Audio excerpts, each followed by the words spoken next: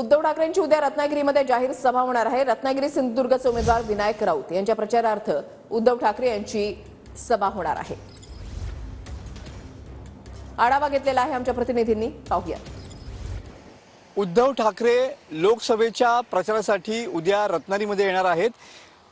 उद्धव ठाकरे गटाचे उमेदवार विनायक राऊत यांच्या प्रचारासाठी ते उद्या रत्नागिरी शहरामध्ये सभा घेणार आहेत।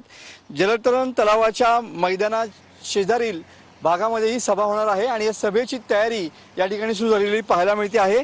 सभेसाठी या ठिकाणी शिवसेना म्हणजेच उद्धव ठाकरे गटाच्या पक्षाकडून या ठिकाणी तयारी सुरू झालेली पाहायला मिळते आहे। उद्या सायंकाळी 6 वाजता ही सभा होणार आहे आणि उद्याच मनसेची देखील या ठिकाणी रत्नागिरी शहरामध्ये जाहीर सभा होणार आहे। नारायण राणे यांच्या प्रचारासाठी मनसेची टीम जी आहे ती मैदानात या ठिकाणी उतरणार आहे। मनसेचे नेते बाळा नांदगावकर, अविनाश जाधव, संदीप देशपांडे, प्रकाश महाजन यांची उपस्थिती या ठिकाणी राहणार आहे।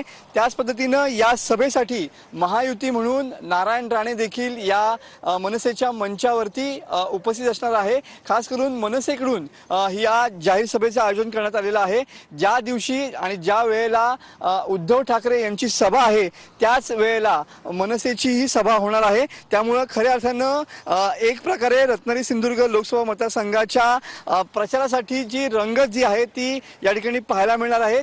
कॅमेरामन समित गजनेसह मी मनोज लेले, TV9 मराठी, रत्नागिरी।